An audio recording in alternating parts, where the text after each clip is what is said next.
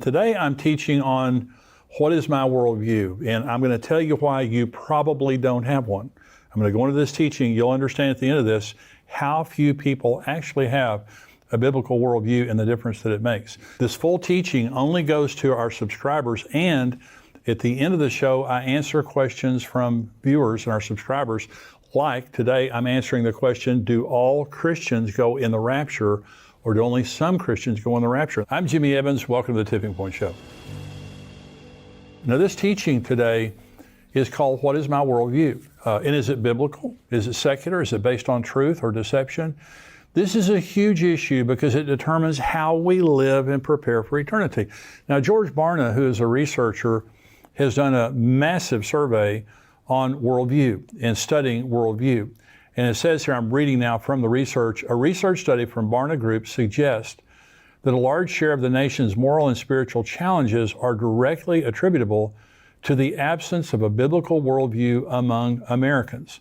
Citing the findings from a just completed national survey of 2,033 adults that showed only 4% of adults have a biblical worldview as the basis of their decision making. The survey also discovered that only 9% of born-again Christians, now listen to that, only 9% of born-again Christians have such a perspective of life. The numbers were even lower among other religious classifications. Protestants were 7%, adults who attend mainline Protestant churches 2%, Catholics less than 0.5%.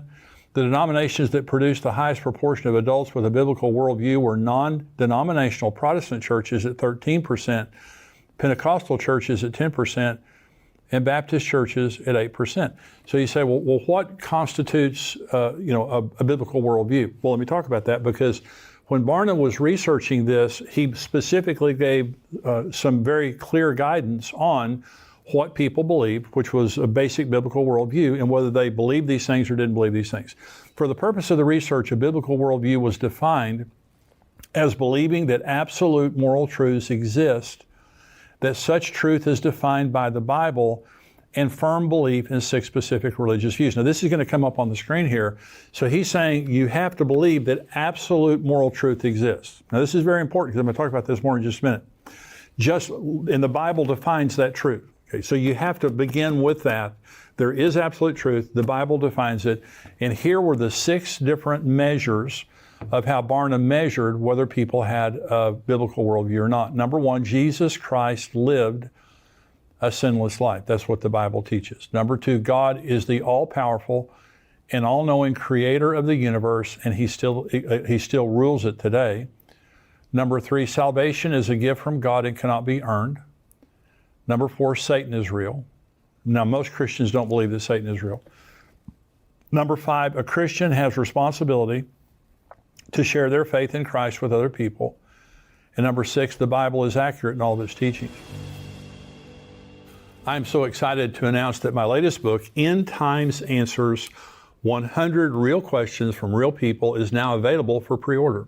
Driven by the amazing conversations we've had on Tipping Point Podcast over the past 2 years, your curiosity and thirst for understanding encouraged me to put this book together in hopes that you find the answers you seek regarding end-time prophecy. As we await the return of Jesus, I've been asked a lot of questions about the end times. How significant are current events? How can people know they're truly saved? Will our loved ones be by our side in eternity? Inside my new book, I've handpicked 100 of the most frequently asked questions that you and countless others have asked. It's my desire that everyone have the answers that they seek. Whether you've been steeped in Bible prophecy for years or you're just beginning your journey, this book is your companion. It's designed to empower you and light your path through the uncharted realms of end times. End Times Answers, 100 Real Questions from Real People. You can pre-order your copy on Amazon.com today and be the first to receive it when it releases on September 12th. When you see all the things that are happening in America today, and I know that many of you are watching all over the world, and in your country you can measure this, also. But in America today, only 4%, only 4 of 100 people that are out doing what they're doing believe the things that I just got through saying. Only 9% of born-again Christians believe those things. And that's why we have so much trouble in the church today with so much liberal theology in the church today is because, most born-again Christians don't even believe that. And so your worldview is what drives your behavior, your morals, your values, your political beliefs, etc. And so when you see the madness and immorality of the world today, like in the days of Noah and Lot, violence, anger, rebellion, immorality, it all flows out of how people view the world and those around them. It's like a pair of glasses. When you have a biblical worldview, everything you see from what the Bible has to say and those things. When you don't have a biblical worldview, you're seeing the world in a very different way. So we see people doing crazy kind of stuff in the world today. It's not crazy to them. In fact, we're crazy to them. And so when you look at the alternatives to a Christian worldview, what are the alternatives? Now, there are many alternatives. I'm just going to talk about several of them today. The first is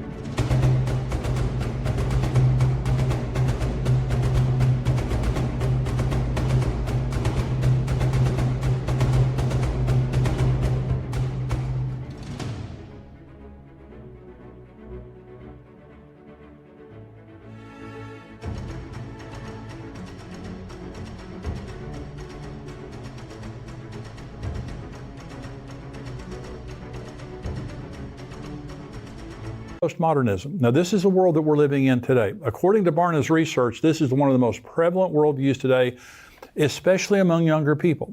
Younger people are being bombarded with postmodern thought. And here is a definition of postmodernism. This is going to come up on the screen there.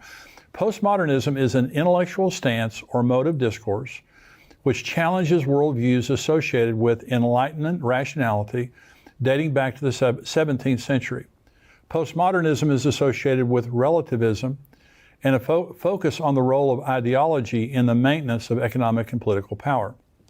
Postmodernists are skeptical of explanations which claim to be valid for all groups, cultures, traditions, or races, and instead focuses on the relative truths of each person. It considers reality to be a mental construct.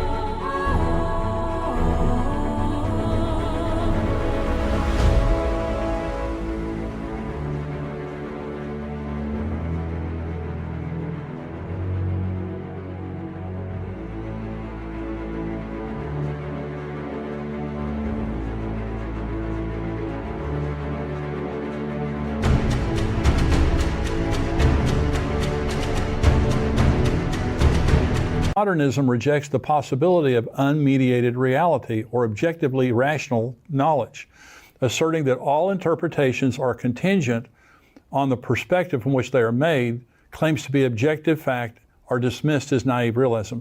So this is the world that we're living in today. So it rejects objective reality. It rejects, it's cynical to anything. If you say, I have the truth, they say that's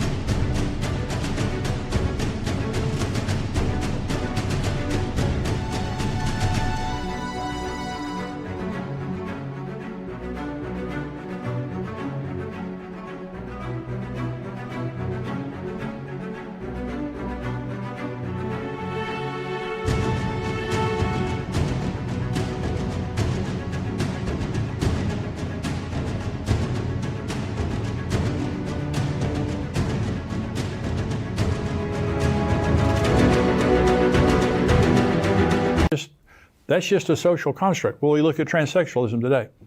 So the craziness of transsexualism, you can't change your sex. I'm just telling you, you can't. You can cut yourself up all you want to. You can go through all that. You can take all the drugs that you want to. You're still who God made you to be. And the horrible thing is, many people today who are going through sex change surgeries are regretting it. There's a website called sexchangeregret.com. Go on there and look at it, and you'll see all the people that are now saying, I made a mistake, I thought this. Well, so here's what the proponents of transsexualism are saying. Gender is a social construct. And there's a guy that, I don't know if you saw this, but there's a guy that has spent a ton of money turning himself into a collie.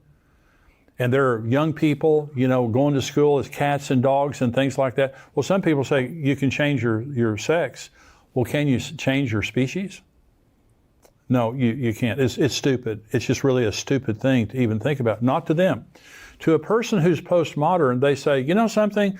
You keep telling us that, the Bible's true and you have objective reality. There is no objective reality.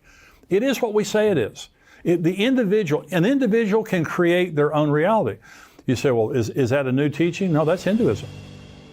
Hope you enjoyed this teaching. Listen for the full teaching and the Q&A. Go to endtimes.com. Become a subscriber, $7 a month, $77 a year. We would love to have you join our community. God bless you. Thanks for joining me today.